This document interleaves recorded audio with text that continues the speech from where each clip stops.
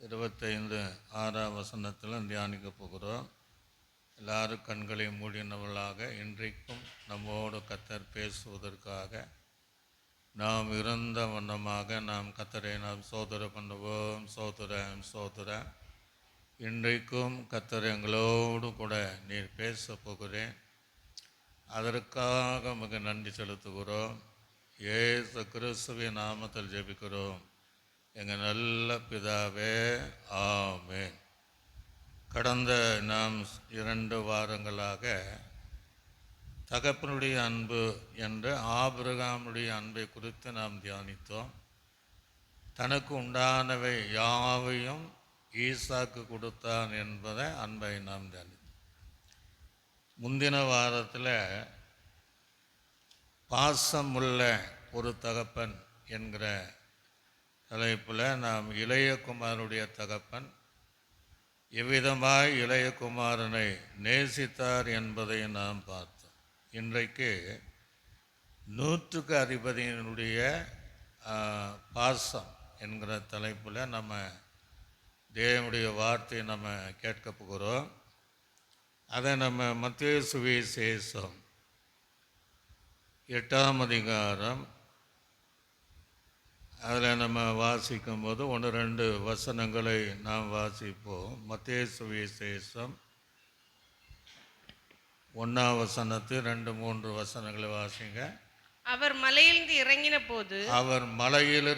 இறங்கின போது திரளான ஜனங்கள் அவருக்கு பின் சென்றார்கள். அப்பொழுது குஷ்டரோகி ஒருவன் வந்து அவரை பணிந்து ஆண்டவரே உமக்கு சித்தமானால் என்னை சுத்தமாக்க உம்மால் ஆகும் என்றான். சரி, அந்த வசனம் வேண்டாம், 5ஆம் வசனத்திலிருந்து வாசிங்க. இயேசு கப்பர்நகூமில் பிரவேசிக்க போது 100க்கு அதிபதி ஒருவன் அவரிடத்தில்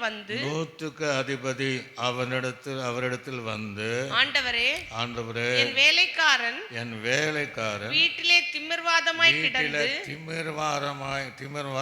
கிடந்து கொடிய வேதனைப்படுகிறார் என்று அவரை வேண்டிக் கொண்டான். அதற்கு இயேசு நான் வந்து அவனை சொஸ்தமாக்குவேன் என்றார்.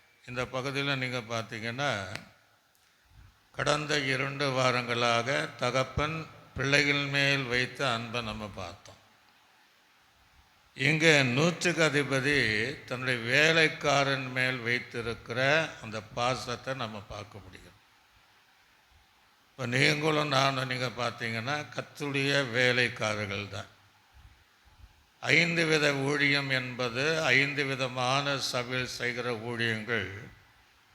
அது கர்த்தருடைய தோட்டத்தில் வேலைக்காரர்களாக இருக்கிறார்கள், பணிவிடை செய்கிறவர்களாக இருப்பார்கள். விசுவாசிகளும் சபை சார்ந்தவர்களும் தேவனுடைய வேலைக்காரர்களாக இருக்கிறார்கள். நெகமியா சொல்லும்போது சன்பலாத்தும் தொபியாத்தும் தடை பண்ணும்போது நாங்கள் ஒரு பெரிய வேலை செய்கிறோம், எங்கள் வேலையை நீங்கள் மெனக்கெடுத்த வேண்டாம் என்று சொல்கிறோம்.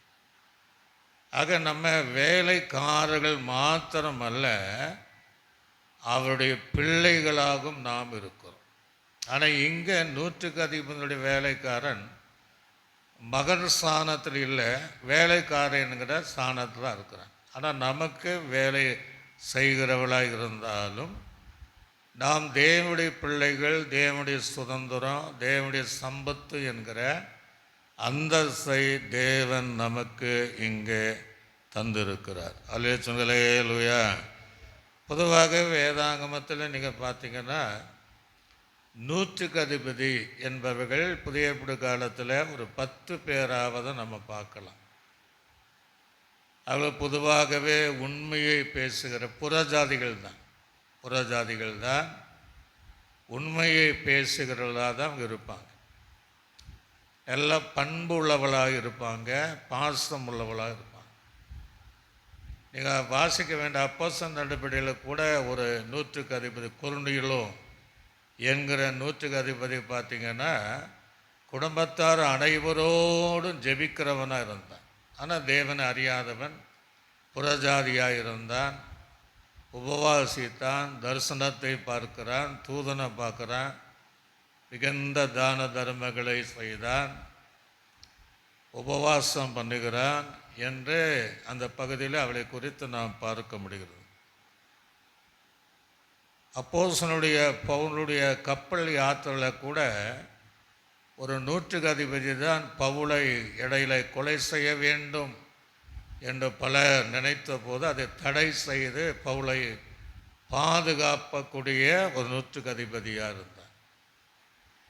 இயேசு கிறிஸ்து சிலுவையிலே மரித்தார் என்கிற செய்தி பிலாத்துக்கிட்ட போகும்போது அவ்வளோ சீக்கிரம் மறித்து விட்டாரா என்கிற அந்த காரியத்தை அங்கே இருக்கிற நூற்றுக்கு அதிபதியை கூப்பிட்டு தான் கேட்டான்.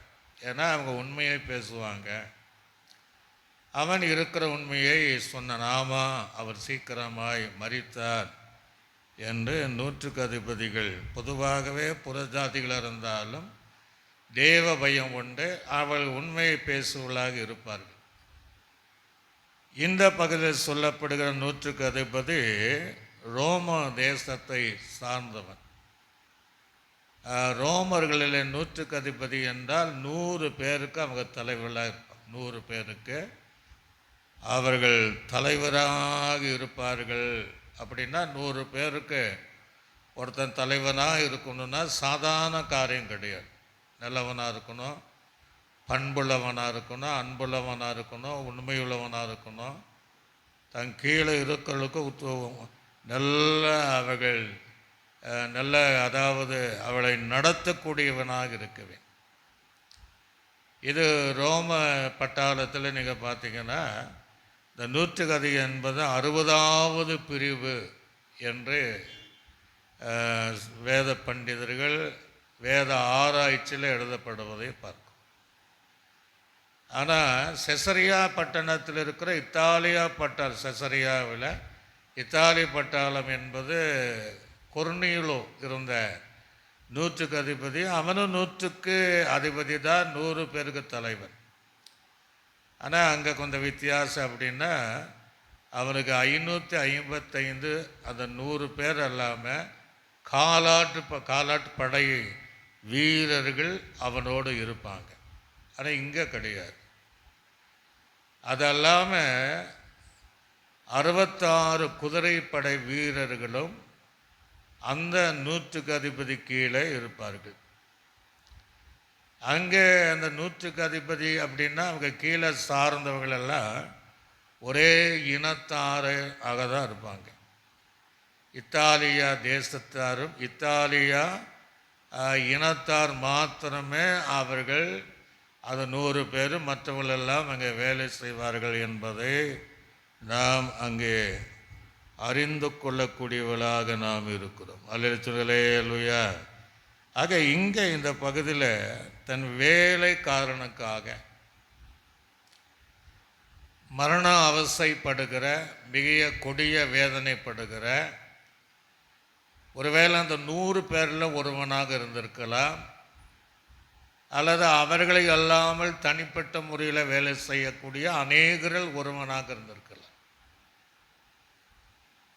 அவன் எப்படி கிடக்கிறான்னா திமிர்வாதமாய் கிடக்கிறான். அல்லேலூயா. அப்போது திமிர்வாதமாக இன்னைக்கு இருக்கிற வேலைக்காரிகள் வீட்டில் வேலை செஞ்சான்னா கொஞ்சம் உடம்பு சரியில்லை அப்படின்னா என்ன செய்வாங்க, நீங்கள் எல்லாம் சரி குணமான பின்னாடி வந்தால் போதும்பாங்க. ஏன் சொல்லுவாங்க, அவங்க மூலமாக அந்த வியாதி தொத்தி விடுமே, வைரஸ் வந்து விடுமே, அதனால் நீங்கள் வரேன்டா, நீங்கள் எல்லாம் சரியான போதும். ஆனால் இவன் பாருங்க, அந்த திமிர்வாதக்காரனை வீட்டுக்கு அனுப்பல, தன் வீட்டிலேயே வைத்து பராமரித்து வந்தான். தன்னுடைய பிள்ளைகளை போல நேசித்தான். திமிர்வாதக்காரர்கள் பொதுவாகவே படுத்த படுக்கையாக தான் இருப்பாங்க. அவங்களால் எழும்ப முடியாது, நட முடியாது, சரீரத்தை அசைக்க முடியாது. அவர்கள் படுத்த படுக்கையில் இருந்தாலும் ஒருவேளை இந்த நூற்றுக்கு அதிபதி பார்க்காத வைத்தியம் இருந்திருக்கார். அதுக்கு முந்தின பக்கத்தில் இந்த பெரும்பாடுள்ள ஸ்ரீ தன் ஆசைகள் எல்லாம் விற்றும் சற்று குணமடியாமல் இயேசுவை தேடி வந்ததைப் போல அந்த வேலைக்காரனுக்கு அன்றிருக்கிற மருத்துவங்கள் ரீதியாக பல மருத்துவங்களும் பார்த்துருக்கலாம். ஆனால் அந்த வேலைக்காரனுக்கு என்ன இல்லை, சுகம் கிடைக்கவே இல்லை. ஆனால் அவனை வீட்டுக்கு அனுப்பலை, ஏனோ தானே விடலை. அதை வீட்டிலேயே வைத்து அவனை பராமரித்து வந்தான். அல்லேலூயா. ஒரு வேலைக்காரன் மேலே எவ்வளோ பாசம் பாருங்க, எவ்வளோ அன்பாக இருந்திருக்கிறான். இன்றைக்கெல்லாம் அப்படி அந்த அன்பை பார்க்க முடியுமான்னா நம்ம பார்க்க முடியாது. இயேசு கிறிஸ்துவுக்கு நம்ம வேலைக்காரலாக இருந்தாலும் பிள்ளைகளுங்க இருந்தாலும் அவன் நமக்கு ஏதோ ஒன்று அப்படின்னா ஓடி வந்து நமக்கு உதவி செய்வான். அப்படிதான் சீசர்கள் ஒரு தடவை அக்கறைக்கு போகும்போது நடுக்கடலில் அவர்கள் அங்கேயும் போக முடியல, எங்கேயும் போக முடியல. காற்றும் கடலும் கொந்தளித்தது. இவங்களால் என்னென்னமோ தண்டு வலித்து பார்த்தாங்க, முடியல. ஆனால் இயேசு நடுஜாமத்தில் அதை அறிந்து கடலில் மேலே நடந்து காற்றையும் அலைகளையும் அதட்டி அந்த படைகளில் ஏறி அதை அமைதிப்படுத்தி அக்கறை வரையும் தேவன் நடத்தினார். அல்லேலூயா.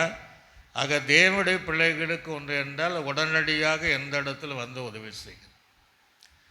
ஆக இந்த 100க்கு அதிபதி அப்படி தான் இருந்திருக்கு. இங்கே நீங்கள் பார்த்தீங்கன்னா அப்போ 100 பேர் வேலை செய்கிறவனை 2 பேரையோ 1 பேரையோ அனுப்பி நீங்கள் இயேசு இடத்துல போய் இந்த மாதிரி நம்மள ஒரு வேலைக்காரன் இப்படி திமிர்வாதமாக இருக்கிறா, அவரை கூப்பிட்டு வாங்கன்னு அவன் அனுப்பலை. அல்லது தன்னுடைய பிள்ளைகளை ஒருத்தனை கூப்பிட்டு நீங்கள் வா, இந்த மாதிரி நம்முடைய வேலைக்காரன் இப்படி இருக்கிறா, அதனால இயேசு வந்திருக்கிறார் நம்ம கேள்விப்படுறோம், அவரை நீ வீட்டுக்கு கூப்பிட்டு வா, அவர் வந்து சுகமாக்குவார் என்று அப்படின்னு சொல்லலை. அப்போ அவன் என்ன பண்ணான்னா அவனே இயேசுவை தேடி வந்தான். அல்லேலூயா. சில நேரம் சில வீடுகளில் பார்த்திங்கன்னா சில பிரச்சனைக்காக அங்கே அவரை அனுப்பலாமா இவனை அனுப்பலாமா அப்படின்னு பிளான் பண்ணிட்டு கடைசி சொல்லுவாங்க, யாரையும் அனுப்பினாலும் செட் ஆகாது, நானே இந்த பிரச்சனை பார்த்துட்டு வரேன்னு போவாங்க. ஆக இதெல்லாம் அவன் கவனம் வைத்து அவங்க சரியாக போக மாட்டாங்க, செய்ய மாட்டாங்க என்பதை அறிந்து அவன் தன்னை தாழ்த்தி என்ன செய்கிறான், அவனே இயேசுவை தேடி வருகிறான். அல்லேலூயா. ஒரு தகப்பன் கூட அவ்வளவோ தேடி வருவதில்லை. ஆனால் ஒரு வேலைக்காரனுக்காக அவனுடைய திமிர்வாதம் வியாதி இயேசுவினால தான் சுகமாகும் என்கிற நம்பிக்கையோடு தாழ்மையோடு விசுவாசத்தோடு அவனே தேடி வருவதை நாம் பார்க்க முடிகிறதுனா எவ்வளோ பெரிய அன்பு அந்த வேலைக்காரன் மேலே வைத்திருப்பான் என்பதை அதிலே நாம் அறிந்து கொள்ள முடியும். வேதாகமத்தில் நீங்கள் பார்த்தீங்கன்னா நிறைய இவன் மாத்திர திமிர்வாதங்காரன் கிடையாது, நிறைய பேர் இருக்கிறாங்க. இப்போ நம்ம மத்தேயு சுவிசேஷம் 8ஆம் அதிகாரம் முன்பு வாசித்த அந்த வசனத்தை 1ஆம் வசனம் 2ஆம் வசனம் கூட வாசித்து பாருங்க. அதை நம்ம பார்த்துட்டு இந்த இடத்துல வருவோம். மத்தேயு சுவிசேஷம் 8ஆம் அதிகாரம் அதில் 1ஆம் வசனம் 2ஆம் வசனம். அவர் மலையிலிருந்து இறங்கின போது திரளான ஜனங்கள் இயேசுவுக்கு பின் சென்றார்கள். அப்பொழுது குஷ்டரோகியின் ஒருவன் வந்து அவரை பணிந்து ஆண்டவரே உமக்கு சித்தமானால் ஆகும் என்றார். இயேசு தமது கையை நீட்டி அவனை தொட்டு எனக்கு சித்தமுண்டு சித்தமுண்டு சுத்தமாகு என்றார். உடனே குஷ்டரோகம் நீங்கி அவன் சுத்தமானான். இப்படிப்பட்ட தேவன் தான் நம்முடைய தேவன். எப்பேற்பட்ட வியாதியானாலும் எப்பேற்பட்ட குஷ்டரோகமானாலும் சுகமாக்குகிற தேவன் என்பதை இந்த கொர்நேலியு அல்லது இந்த 100க்கு அதிபதி அறிந்திருந்தார். ஆக இவரால் மாத்திரம்தான் என்னுடைய வேலைக்காரனுக்கு சுகத்தை தர முடியும் என்கிற விசுவாசம் அவனுக்குள்ளாக இருந்தது. ஆக அவனே இயேசுவை தேடி வருகிறான். மார்க்கு சுவிசேஷம் வாசித்து பாருங்க அதுக்கு மத்திய வாசிங்க. மத்திய சுவிசேஷம் 4ஆம் அதிகாரம் 23ஆம் வசனம் முதல் 25ஆம் வசனம் வரை வாசிங்க.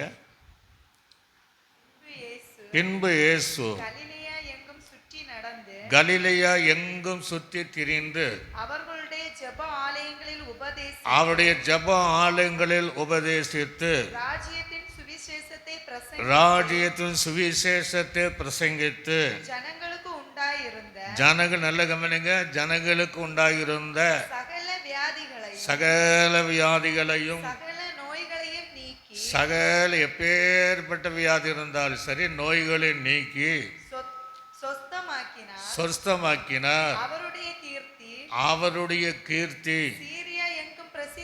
சீரியா எங்கும் பிரசித்தமாயிற்று. அப்பொழுது பலவித வியாதிகளையும் நல்ல கவனிங்க, வேதனைகளும் அடைந்திருந்த சகல பிணியாளிகளையும் பிசாசு பிடித்தவர்களையும் சந்திர ரோகிகளையும் அங்க நல்ல கவனிங்க, திமிர்வாதக்காரர்களையும் அவர்களிடத்தில் கொண்டு வந்தார்கள், அவர்களை சொஸ்தமாக்கினார். போதும், ஒரு அலைச்சுடலேலுயா.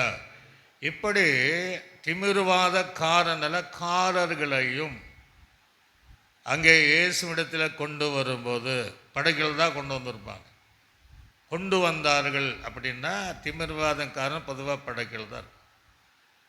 கொண்டு வந்த போது அந்த எல்லா வியாதிகள் மாத்திரமல்ல, அத்தனை திமிர்வாதக்காரனுடைய வியாதிகளை மாற்றினார், அவர்களை சுகமாக்கினார்.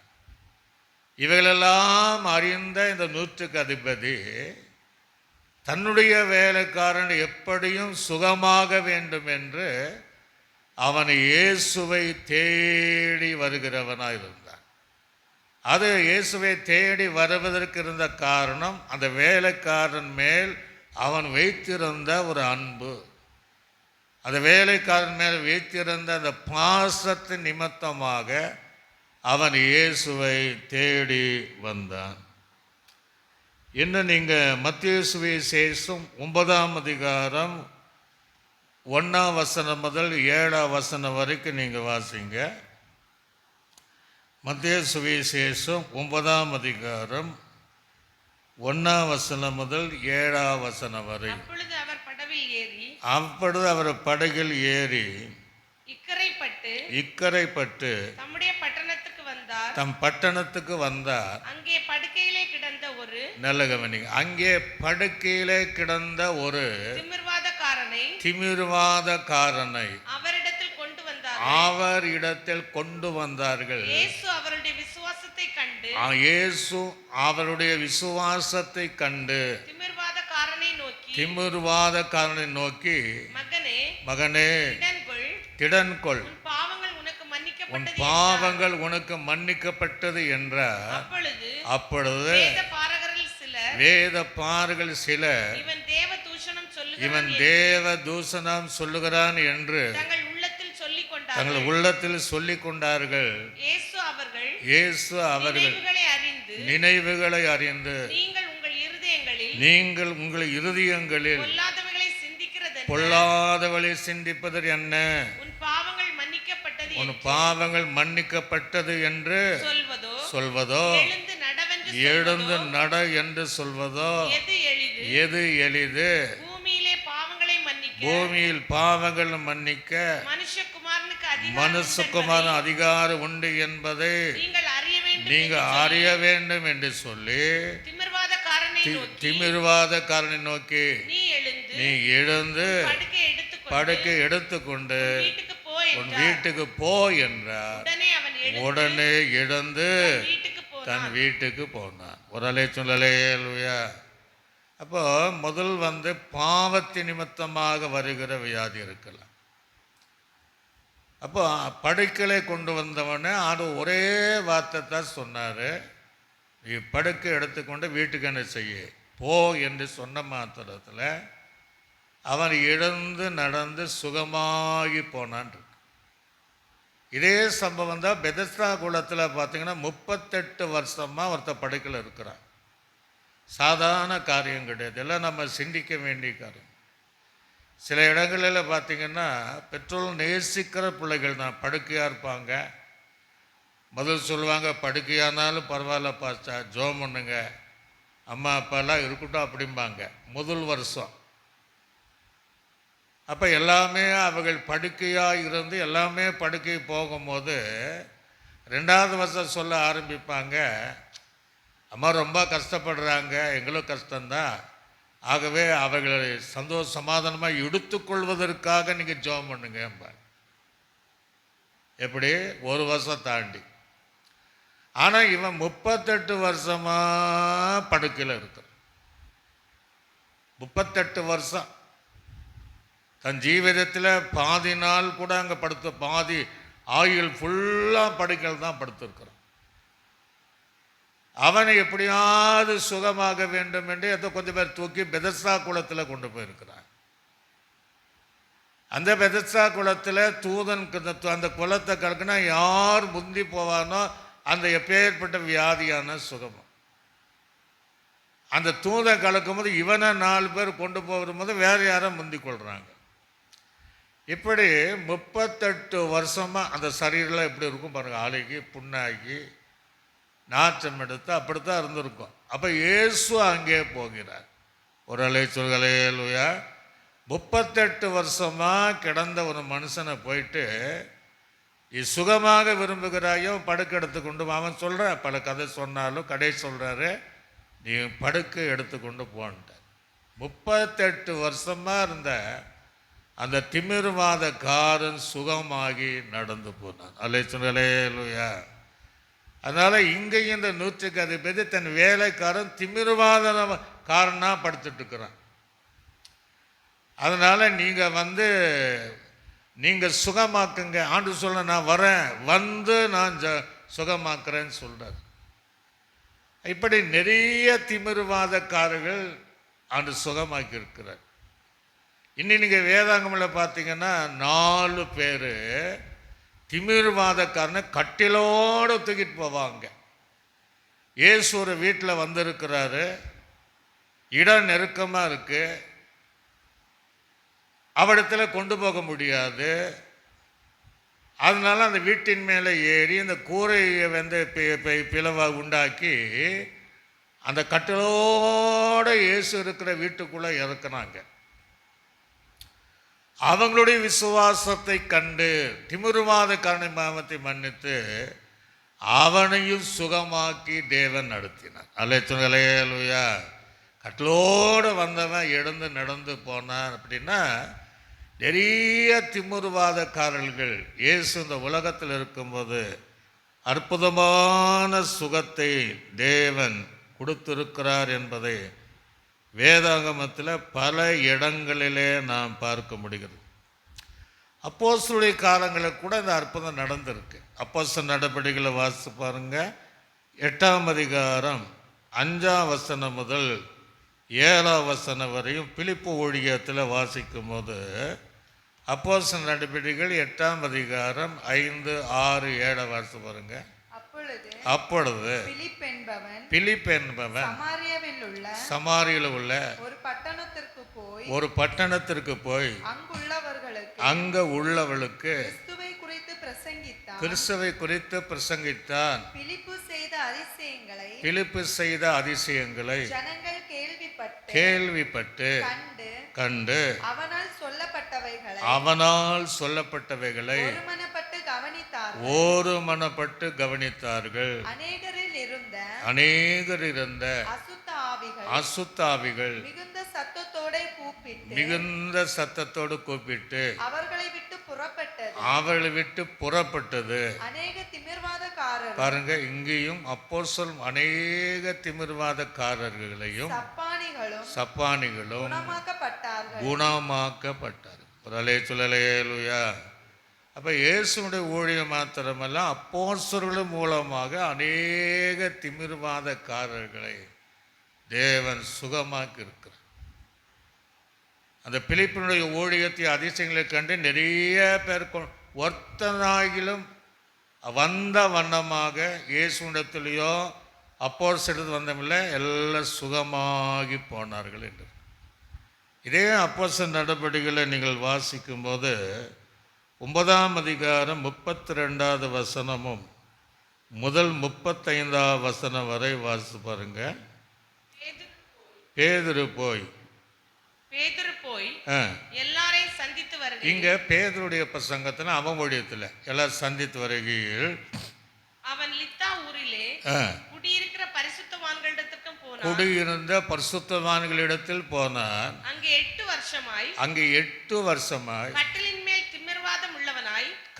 மேல் திமிர்வாதம் உள்ளவனாய் கிடந்த ஐனேயா என்கிற பேருள்ள ஒரு மனுஷனை கண்டான். பேதுரு அவனை பார்த்து, ஐனியாவே, இயேசு கிறிஸ்து உன்னை குணமாக்குகிறார், நீ எழுந்து உன் படுக்கை எடுத்துக்கொள், நீயே போட்டுக்கொள் என்றார். அவன் உடனே எழுந்திருந்தான். போதும். இப்படி தேவனுடைய வார்த்தை அப்போஸ் நடக்கல 8 வருஷமா வந்திருக்கணும்.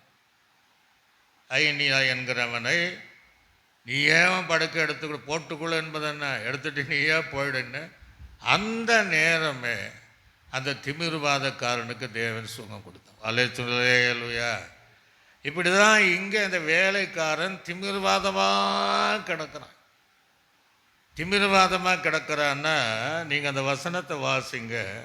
மத்தேயு சுவிசேஷம் 8ஆம் அதிகாரம் 5ஆம் வசனம் முதல் வாசிங்க. ஒவ்வொன்றா நம்ம வாசிப்போம். வாசித்து பாருங்க. 8ஆம் அதிகாரம் திருப்பி வைத்துக் கொள்வோம். பிரவேசித்த போது 100க்கு அதிபதி ஒருவன் அவரிடத்தில் அவன் தான் வந்திருக்கிறான். வந்து, ஆண்டவரே, திமிர்வாதமாய் கிடந்து, இப்போ நல்ல கவனிங்க, கொடிய வேதனைப்படுகிறார். அல்லேலூயா. வேதனை வேற, மிக வேதனை வேற, அதிகமான வேதனை வேற, கொடிய வேதனை என்பது வேற.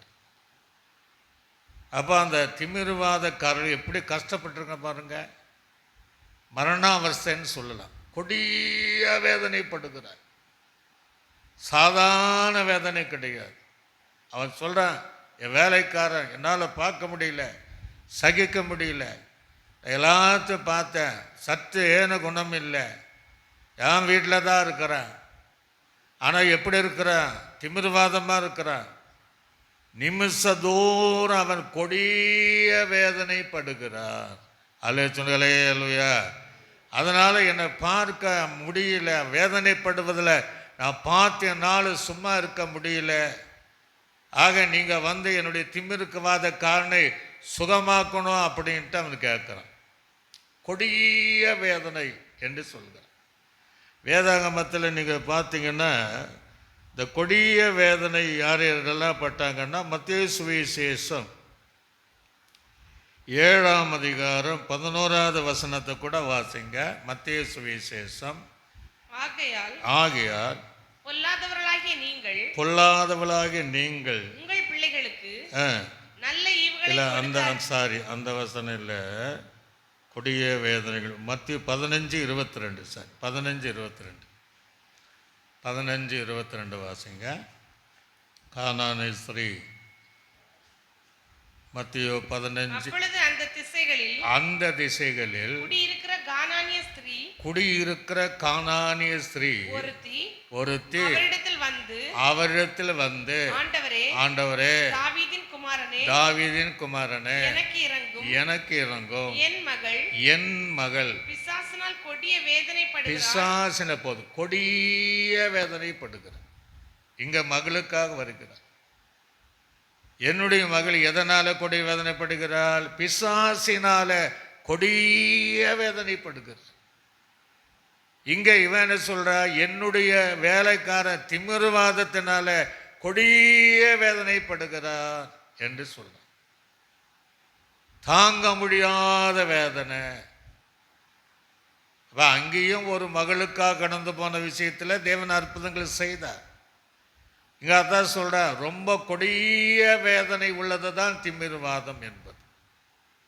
சகிக்க முடியாத ஒரு வேதனை, படுத்த படுக்கையாக இருக்கக்கூடிய சூழ்நிலை, புரள முடியாத, தூங்க முடியாத, நித்திரை இல்லாத திமிர்வாதத்தை, அந்த கொடிய வேதனைப்படுவதை அவரால் சகிக்க முடியாமல் இயேசுடத்தில் வந்து சொல்றேன், கொடிய வேதனைப்படுகிறான் என்று அங்கே சொல்லுவதை பார்க்க முடிகிறது.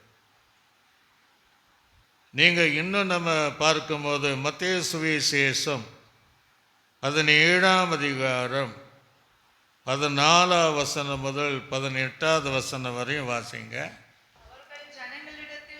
அவர் ஜனங்களிடத்தில் வந்தபோது ஒரு மனுஷன் அவரிடத்தில் வந்து அவர் முன்பாக முழங்கால் படியிட்டு, ஆண்டவரே, இங்க மகன், அங்க என் மகனுக்கு இறங்கும், அவர் சந்தர ரோகியார் கொடிய வேதனைப்படுகிறார் ஒரு தகப்பன் சொல்றான் இந்த இடத்துல.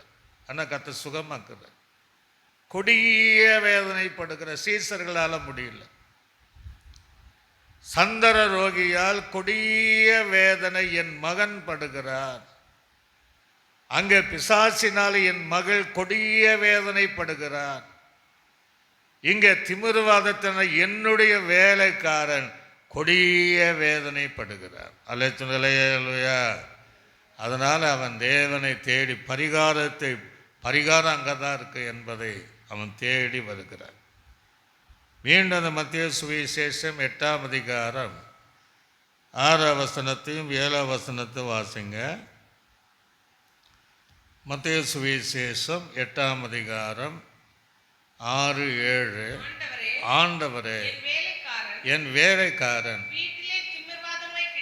வீட்டிலே திமிர்வாதமாய் கிடந்து கொடிய வேதனைப்படுகிறார். போதும், வேண்டிக் கொண்டார்.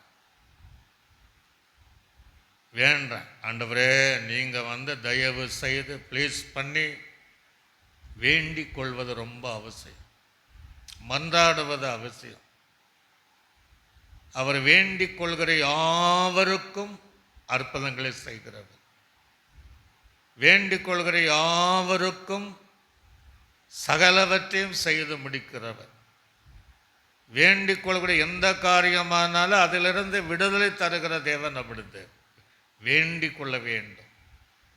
கேட்கிற தேவ பிள்ளை, ஒருவேளை உனக்குள்ள சில வியாதிகள், அல்லது உன் கணவனுக்குள்ள சில வியாதிகள், உன் தாய் தகப்பனுக்கும் தீராத வியாதிகள், பிறந்த குழந்தைக்குள்ள சில வியாதிகள், ஒரு வாலிப பிள்ளைகள் வளர முடியாமல் சில வியாதிகள் இருந்தாலும், இந்த 100க்கு அதிபதியை போல, பாசம் உள்ளவனை போல நீங்கள் உங்களுக்காகவும் உங்கள் வீட்டார் அனைவருக்காகவும் தேவ சமூகத்தில் வரும்போது, தேவனிடத்தில் வேண்டிக் கொள்ளும் போது, அந்த வியாதிகளிலிருந்து பூர்ணமாய் சுகத்தை தர அவர் ஆயத்தம் உள்ளவராய் இருக்கிற தேவன். நீங்கள் எதற்காக, எந்த காரியத்துக்காக வேண்டிக் கொள்கிறீர்களோ அதிலிருந்து விடுதலை தந்து உங்களை பாதுகாக்கிற தேவன் தான் நம்முடைய தேவன். அல்லேலூயா. வேண்டிக் கொள்கிற காரியங்கள் நமக்கு தேவை. யாரெல்லாம் வேண்டிக் கொள்ளுங்களான்னு வேதத்தில் நிறைய இருக்கு. சில வீட்டை வாசித்து அடுத்த பகுதிக்கு செல்வோம். மத்தேயு சுவிசேஷம் 7ஆம் அதிகாரம் 11ஆவது வசனத்தை நம்ம வாசிக்கும் போது, மத்தேயு சுவிசேஷம் ஆகியார் நமக்கு சொல்றாரு, பொல்லாதவளாகிய நீங்கள் உங்கள் பிள்ளைகளுக்கு, அங்கே நிறுத்துங்க. நல்ல நம்ம ஒரு வேளை நம்ம பிள்ளைகள், சில பெற்றோர்கள் கெட்டு போனாலும் பிள்ளைகளுக்கு வந்து கெடுதான் நல்லதை செய்வாங்க, நல்லவைகள். பொல்லாதவளாகிய நீங்களே உங்கள் பிள்ளைகளுக்கு நல்ல ஈவுகள், நல்ல பழக்கம், நல்லவைகள், நல்ல ஆசீர்வாதம், நல்ல இடம், இவைகளை நீங்கள் கொடுக்க அறிந்திருக்கும் போது, பரலோகத்தில் இருக்கிற உங்கள் பிதா, ஆமாம், யாரெல்லாம் தம்மிடத்தில் வேண்டிக் கொள்கிறார்களோ நன்மையானவை கொடுப்பது அதிகமான நிச்சயம் அல்லவன். அப்போ வேண்டிக் கொள்ளும் போது நன்மையானவைகளை தருவார், தீமையானவைகளை அல்ல.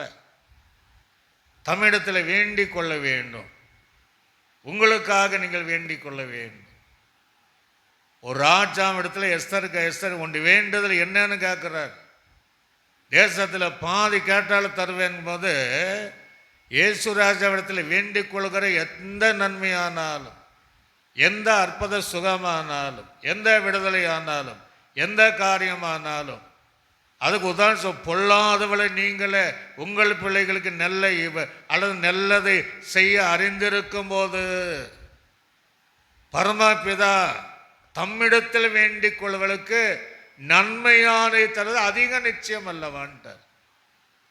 அதுதான் இந்த 100க்கு அதிபதி அதெல்லாம் அறிந்தவனாய் தான் அந்த திமிர்வாதக்காரனுக்காக வேண்டிக் கொள்கிறார். அலேலுயா வேண்டும். கொர்நேலியு கூட சொல்லும்போது உன் வேண்டுதல் கேட்கப்பட்டது தூதன் சொல்லுவான். ஆக தேவ சமூகத்தில் இந்த 100க்கு அதிபதி போல பாசமாக நம்ம வேண்டும் போது நன்மையானதை அவர் நமக்கு தருகிறவராக இருக்கிறார். மார்க் சுவிசேஷம் 7ஆம் அதிகாரம் 26ஆம் வசனத்தை கூட வாசிங்க. மார்க் சுவிசேஷம் 7ஆம் அதிகாரம் 26வது வசனம். மார்க் 7 அந்த ஸ்திரீ ஆகிய கிரேக்க ஸ்திரீயாக இருந்தால் அந்த கானானை ஸ்திரீ தன் மகளை பிடித்திருந்த வேண்டும் என்று வேண்டிக் கொண்டாள். அதுதான் உண்மை. எல்லாரும் பார்த்தீங்கன்னா வேண்டிக் கொண்டார். ஆண்டு சமூகத்தில் நம்முடைய தேவைகளுக்காக 100க்கு அதிபதி போல தன் வேலைக்காக வேண்டிக் கொண்டதை போல நாம் தேவ சமூகத்தில் வேண்டிக் கொள்கிற எந்த காரியமானாலும் அவர் தாராளமாக நமக்கு தருவார். லூக்கா சுவிசேஷம் 4ஆம் அதிகாரம் 38ஆம் வசனம் முதல் 40ஆம் வசனம் வரைக்கும் நம்ம வாசிப்போம். லூக்கா சுவிசேஷம் 4ஆம் அதிகாரம் 38ஆம் வசனம் முதல் 40வது வசனம் வரை. பின்பு அவர் ஜெப ஆலயத்தை விட்டு புறப்பட்டு சீமோன் வீட்டிலே பிரவேசித்தார். யார்? பேதுரு வீட்டில் பிரவேசித்தார். சீமோனுடைய மாமி கடும் ஜுரமாய் கிடந்தால் வேண்டிக் கொண்டார்கள். ஒரு அலை சொல்லுயா. சீசர்கள் எல்லாரும் பேதுருடைய மாமியார் சீமானுடைய பேதுரு கொடிய காய்ச்சலாக இருக்கிறாங்க. அப்போ எப்படி நீங்கள் சுகமாக்கும் என்று வேண்டிக் கொண்டார்கள். அவர் அவளை குனிந்து நின்று ஜுரம் நீங்கும்படி கட்டளையிட்டார். அது அவளை விட்டு நீங்கிற்று. ஒரு அலை சொல்லலையா. எந்த காரியமானாலும் சீசர்கள் வேண்டிக் கொள்ளும் போது அந்த பேதருடைய மாமியருடைய ஜுரம் குனிந்து சில இடத்துல கை தூக்கி விட்டார். உடனே அவள் ஜுரம் நீங்கி பணிவிடை செய்தார் என்று வேதம் சொல்லு. ஆக வேண்டிக் கொள்கிற காரியம் நம்ம ஜபங்களில் எதற்காக நம்ம வேண்டிக் கொள்கிறோமோ அது நம்முடைய பிள்ளைகளுக்காக இருக்கலாம், குடும்பத்தாருக்கு இருக்கலாம், தேசத்துக்காக இருக்கலாம், அழிந்து போகிற ஜனங்களாக இருக்கலாம், அல்லது யாராவது நம்ம ஜபக்குருவி சொன்னால் அதற்காக வேண்டிக் கொள்ளும் போது அந்த காரியத்திலிருந்து அவர்களுக்கும் தேவன் விடுதலை தருவார். அலைச்சுலையா. இப்போ 100க்கு அதிபதி அவன் அதான் செய்கிறான். வேண்டிக் கொண்டான். கொடிய வேதனைப்படுறான். அவரை வேண்டிக் கொண்டான் என்று சொல்லப்படுகிறது. மீண்டும் அந்த வசனத்தை நீங்கள் 8ஆம் அதிகாரம் அது 6, 7, 7ஆம் வசனத்தில் வாசிங்க. 8, 7, 8ஆம் அதிகாரம். அதற்கு இயேசு நல்ல கவனிங்க. இப்போ சொல்கிறேன் வேண்டிக் கொண்டேன். இப்போ இயேசு என்ன சொல்கிறாரு? நான் வந்து அவனை சொஸ்தமாக்குவேன் என்றார். ஒரு அலைச்சுலையா. நீ பயப்படாத, அந்த கொடிய வேதனையெல்லாம் நினைக்காத, திமிர்வாதம் என்று பார்க்காத, நான் வந்து அவனை சுகமாக்கிடுவேன் அப்படின்ட்டு. நீங்களும் நானாக இருந்தால் என்ன செய்வோம்? கையோடு என்ன செய்வான்? கூட்டிகிட்டு போயிடும். ஆனால் அவன் அப்படி செய்யலை. ஏன்னா ஆண்டு சொல்லிட்டாரு, நான் வருவேன், சொஸ்தமாக்கிடுவேன். இவ்வளோ பெரிய ஆசீர்வாதம். எவ்வளோ எத்தனை வருடம் வியாதியாக இருந்தாலும் நான் என்ன செய்வேன்? சொஸ்தமாக்குவேன், நான் வருவேன் என்று சொல்லுகிறான். அதற்கு அவன் என்ன சொல்கிறான்? வாசித்து பாருங்க. அந்த வசனத்திலிருந்து வாசிக்கணும். அதற்கு இயேசு நான் வந்து என்றார். 100க்கு அதிபதித்தனமாக, ஆண்டவரே நீ என் வீட்டுக்குள் பிரவேசிக்க நான் என்ன இல்லை தகுதி கிடையாது. ஏன்னா புறஜாதி, எனக்கு தகுதி கிடையாது, நான் பாத்திரம் கிடையாது. நீ வீட்டுக்கு வருவதற்கு எனக்கு அந்த அந்த வருவதற்கு நான் அப்படிப்பட்ட அற்பமாக எண்ணப்பட்டவன், அபாத்தனமாக நான் இருக்கிறேன். வாசிங்க. ஆனால் நீங்கள் ஒரு காரியம் சொல்லுங்கள், ஒரே வார்த்தையை மாற்ற சொல்லுங்கள், அப்பொழுது என் வேலைக்காரன் சொர்சமாவான். அல்லேலூயா. அப்போ அவனுடைய விசுவாசம் என்ன? நீங்கள் அங்கே வந்தால் ஒரு வார்த்தை தான் சொல்ல போகிறீங்க, அதை இங்கேருந்தே நீங்கள் சொல்லிடுங்க. என் வீட்டுக்கு வர நீ வர நான் பாத்திரம் கிடையாது, அந்த தகுதி என்கிட்ட இல்லை, நான் தகுதியானவன் கிடையாது. ஆனால் நீங்கள் என்ன செய்யுங்க? ஒரு வார்த்தை சொல்லுங்க. ஒரு வார்த்தை சொல்லிட்டீங்கன்னா என்னுடைய திமிர்வாதக்காரன் அந்த கொடிய வேதனையிலிருந்து அவன் சுகம் அடைவான். அல்லேலூயா. நீங்களும் நானும் ஆண்டு சமூகத்தில் கேட்கிறது ஒரு வார்த்தை சொல்லும் கர்த்தாவே. அந்த ஒரு வார்த்தை தான் வாழ்க்கையினுடைய மாறாவை மதுரமாக்கக்கூடிய வார்த்தை. ஒரே வார்த்தை. ஆனால் அந்த ஒரு வார்த்தையை பெற்றுக்கொள்வதற்கு தேவ சமூகத்தில் வரணும், தேவனை தேடி வர வேண்டும். இந்த 100க்கு அதிபதி வேற எங்கே போகல, இயேசுவை தேடி வந்தான், தன்னை தாழ்த்தி வந்தான். அத்தனை பேரும் இயேசுட தேடித்தான் வந்தாங்க. ஆக நாம் தேடி வரும்போது தேவனால ஒரு வார்த்தை, உலக மனிதர்கள் 1000 வார்த்தை சொல்லலாம், நம்ம புகழலாம். நீ நல்லா இருப்ப, அப்படி இருப்ப, இப்படி இருப்ப, எதிர்காலங்கள் அவைகளை காட்டிலும் நம்முடைய தேவன் ஒரு வார்த்தை நம்மை குறித்து சொல்வார் என்றார். அதை காட்டிலும் மேலான ஆசீர்வாதம் ஒன்றுமே கிடையாது. அல்லேலூயா. அந்த வார்த்தை நிறைவேறுகிற அளவு நம்ம கைவிடவே மாட்டார். அதான் கேட்குறேன், நீ ஒரு வார்த்தை சொன்னால் போதும். அல்லேலூயா. வேதாகமத்தில் நீங்கள் வாசித்து பார்த்தீங்கன்னா, நீதிமொழிகளில் வாசித்து பாருங்கள், 25ஆம் அதிகாரம் 11வது வசனத்தை வாசித்து பாருங்க. நீதிமொழிகள் வாசித்து பாருங்க, 25ஆம் அதிகாரம் 11வது வசனம். வாசித்து பாருங்க. ஏற்ற சமயத்தில் சொன்ன வார்த்தை வெள்ளித்தட்டில் வைக்கப்பட்ட பொற்பழத்துக்கு சமானங்கிறார். ஏற்ற வேலை. அந்த வார்த்தை வரும்போது, தேவனத்தில் வரும்போது, வெள்ளித்தட்டில் வைத்த பொற்பழத்திற்கு சமமானவை. இப்போ அவன் திமிர்வாதம் வியாதி இருக்கும்போது எத்தனையோ டாக்டர்கிட்ட போயிருப்பான். 1 மாதம் ட்ரீட்மெண்ட் எடுத்தால் நல்லா விடுங்கன்னு சொல்லியிருக்கலாம். ஆனால் அந்த வார்த்தைகள் எடுப்படலை. சிலர் சொல்லுவாங்க, நீங்கள் அந்த வைத்தியனை பாருங்கள், இந்த மருத்துவர் பாருங்கள், சுகமாகும் அப்படிம்பாங்க. அந்த வார்த்தையும் அங்கே சரியாகலை. எத்தனையோ மனிதனுடைய வார்த்தையை நம்பி ஏமாந்து போன இந்த 100க்கு அதிபதி சொல்லுகிற, நீங்கள் ஒரே வார்த்தை சொல்லுங்க. அல்லேலூயா. இங்கிருந்து ஒரு வார்த்தை சொன்னால் போதுங்கிறார். நீங்கள் பிரசங்கின் புஸ்தகம் 8ஆம் அதிகாரம் 4ஆம் வசனத்தை கூட வாசித்து பாருங்க. பிரசங்கின் புஸ்தகம்,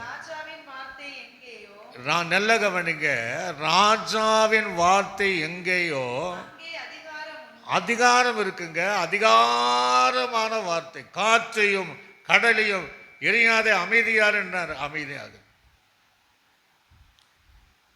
லெகியோன் பிசாசு 6000 பிசாசை பிடித்தவரை இவனை விட்டு புறப்பட்டு போன எல்லாம் போச்சு.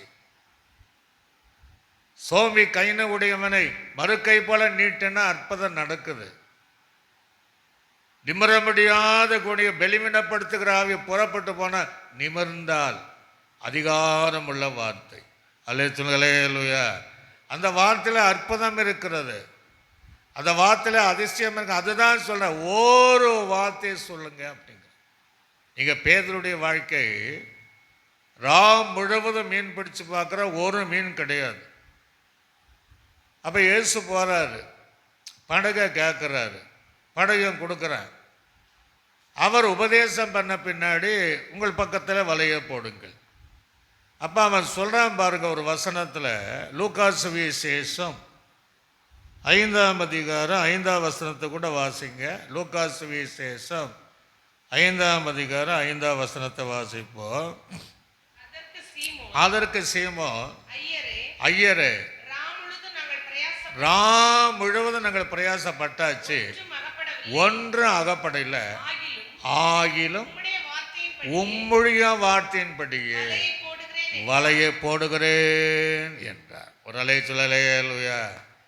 நாங்கள் எல்லாம் பார்த்தாச்சு, ஒரு மீன் அகப்படலை, ஆனாலும் ஆண்டுடைய வார்த்தையும் கீழ்ப்படுகிறேன். என்ன நடந்தது?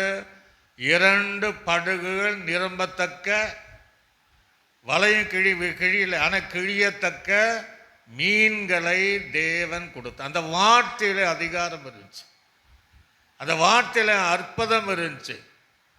நம்ம கூட சில நேரம் பாடுற, ஒரு வார்த்தை சொல்லும் கர்த்தாவே என் வாழ்க்கையெல்லாம் செழிப்பாகுமேங்கிறான். ஆண்டுடைய ஒரு வார்த்தை சொன்னால் போதும், அந்த ஒரு வார்த்தை எவ்வளவு பெரிய உச்சத்தில் நம்ம கொண்டு போகும், எவ்வளோ பெரிய உயரத்தில் கொண்டு போகும். அதை தான் கேட்குறேன், ஒரு வார்த்தை சொல்லும் கர்த்தாவே. அல்லேலூயா. இப்போ அந்த மத்தேயு சுவிசேஷம் 8ஆம் அதிகாரத்திலிருந்து 8ஆம் வசனத்திலிருந்து அந்த வசனங்களை வாசித்து நம்ம வாசிங்க. அது சொல்ல பாருங்க, ஒரு வார்த்தை சொல்லும் கர்த்தாவே. நூற்றுக்கு அதிபதி பிரதித்திரமாக, ஆண்டவரே நீ என் வீட்டுக்குள் பிரவேசிக்க நான் பாத்திரம் அல்ல. ஒன்று தான் சொல்லுங்க. அவன் சுகமானான்னு சொன்னீங்களா? ஒரு வார்த்தை சொல்லும், அப்பொழுது என் வேலைக்காரன் சொஸ்தமாவான். கீழே அப்படி சொல்றான், தன்னை பற்றி சொல்றேன். நான் 100க்கு அதிபதி தான், நான் அதிகாரத்திற்கு கீழ்ப்பட்டவனாய் இருந்தும் எனக்கு கீழ்ப்பட்டிருக்கிற சேவர்கள் உண்டு. நான் வீட்டில் இருந்துட்டு நீ ஏசுறது போனா வந்துருப்பான். போ என்றால் போவான், மற்றவள் என்று வா என்றால் வருவான். என் வேலைக்காரனை இதை செய்ய என்றால் செய்கிறான் என்றான். ஆச்சரியப்பட்டு தமக்கு பின் செல்கிறவளை பார்த்து நோக்கி, இஸ்ரவேலுக்குள்ளே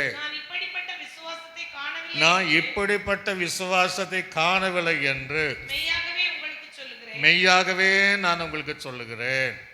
வாசிங்க. அநேக கிழக்கே மேற்கிலிருந்து வந்து தேவராஜ்யத்துக்குள்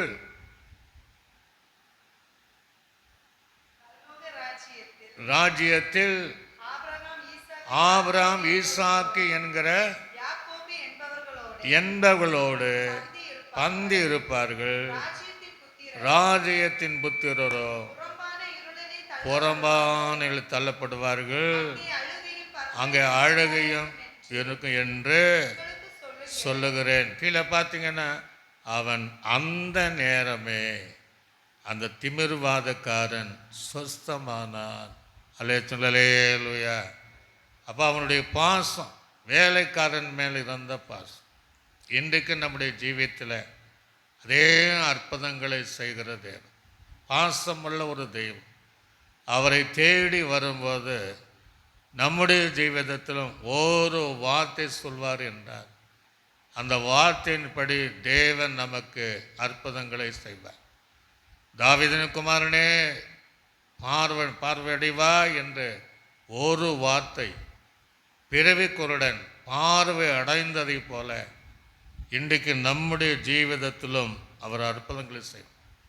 அவன் சொல்கிறான், நான் அதிகாரத்திற்கு கீழ்ப்பட்டிருந்தோம், எனக்கு கீழ்ப்பட்டிருக்கிற அநேகர் இருக்கிறாங்க. ஒருவனை போனால் வருவேன், போவேன், ஒருத்தனை வான்னா வருவேன். ஒருவனை அதை செய் என்றால் செய்வார், ஒருவனை இதை செய் என்றால் செய்வார். அதனால் அவ்வளோ அதிகாரம் இருந்தாலும் நீ என் வீட்டுக்கு வர எனக்கு பாத்திரம் கிடையாது. ஆனால் அவனுக்குள்ளே இருக்கிறத ஒன்று விசுவாசம் இருந்தது. ஆச்சரியப்பட்ட அந்த விசுவாசத்தை, ஏன்னா புறஜாதியானவன் எல்லாரையும் பார்த்து இப்படியும் நான் இந்த இடத்துல இந்த விசுவாசத்தை பார்த்து ஆச்சரியப்பட்டார். அந்த நேரத்தில் ஆண்டுடைய வார்த்தையின்படியாக அந்த திமிருவாதக்காரன் அந்த கொடிய வேதனையிலிருந்து அவன் சுகமடைந்ததை வேதத்தில் நான் வாசிக்க முடியும். நல்ல ஒரு எஜமான் தன் வேலைக்காரனுக்காக பாசமுள்ள ஒரு நூற்றுக்கு அதிபதி அவன் எதை எதிர்பார்த்ததை பல இடத்துல எதிர்பார்த்து போயிருப்பான், ஏமாந்து வந்திருப்பான். பணங்கள் செலவழித்திருக்கலாம், நாட்களும் வருஷங்களும் வீணா சற்றேன குணம் இல்லை, வேதனை அதிகமாக தான் இருந்திருக்கலாம். ஆனால் இயேசுவிடத்தில் வந்தான், வீணாகலை, வெறுமையாய் போகவில்லை. தன் எதிர்பார்த்ததை எதிர்பார்த்திற்கு மேலாகவே அவனுடைய விசுவாசத்துக்கு ஏற்ற பலனை பெற்றுக்கொண்டு அந்த வேலைக்காரன் வைத்திருக்கிற அந்த பாசத்திற்கு நிமித்தமாக, அந்த அன்புக்கு நிமித்தமாக தேவன் அவனுக்கு ஒரு வார்த்தை சொல்லி அந்த வேலைக்காரனுக்கு சுகம் கொடுத்ததை போல இந்த மாலை நேரங்களிலும் நாம் ஜெபிக்கிற அத்தனை காரியங்களிலும் தேவன் நமக்கு இன்றைக்கும் விடுதலை தருகிற தேவனாக இருக்கிறார்.